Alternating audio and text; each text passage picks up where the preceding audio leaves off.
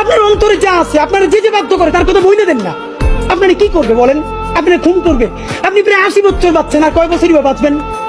আপনি কি খাবেন, কি বাঁচবেন? আপনি বরং যদি আপনার আর্মি মেরে ফেলে, আপনার যদি ভারতীয় আধিপত্যবাদ গুলি করে, আপনাকে যদি হত্যা করা হয়, কিন্তু সেই রক্তের বিনিময়ে যদি আপনি শহীদদের রক্তের বিনিময়ে নতুন বাংলাদেশ গড়ে যেতে পারেন, আগামী 1000 বছর বাংলাদেশের মানুষ নামাজে প্রার্থনায় আপনার জন্য শুধু দোয়া করবে।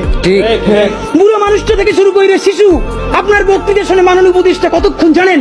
যতক্ষণ আপনি জুলাইয়ের জবানে কথা বলেন। বাংলাদেশে গত 50 বছরে কোন রাষ্ট্রপ্রধানের 30 মিনিট 40 মিনিটের বক্তৃতা, রিক্সা চালক, ভ্যান চালক, সবজি বিক্রেতা, বিশ্ববিদ্যালয়ের প্রফেসর, ছাত্র জনতা আধা ঘন্টা বসে তার বক্তৃতা শুনে নজির নাই, যেটা আপনারটা হইছে। এটা কিন্তু আপনার চেহারা দেখে না। আপনি রাজনৈতিক দল করছিলেন, ফেরও করছেন, কিন্তু এইবার যে আপনার এই বাংলাদেশের পক্ষে হৃদয় নিংড়ে ভালোবাসা, আপনি যখন বক্তৃতা করেন আপনি আর্টিফিশিয়াল কিছু বলেন না, কিন্তু আপনি যখন ঘোষণাপত্র বললেন আপনার চেহারায় আর্টিফিশিয়াল ছাপ।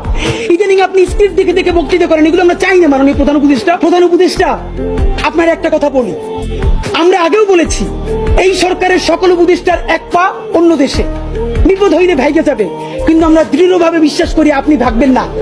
এর প্রমাণ, আপনি যদি ভাগতেন এই পৃথিবীর কোন দেশ আপনারে রাখতে চায় না বলেন? তাহলে হাসিনার আমলেও 10 তলা বিল্ডিং বাইয়া আপনার আদালতে হাজিরা আপনি দিতে আসতেন না।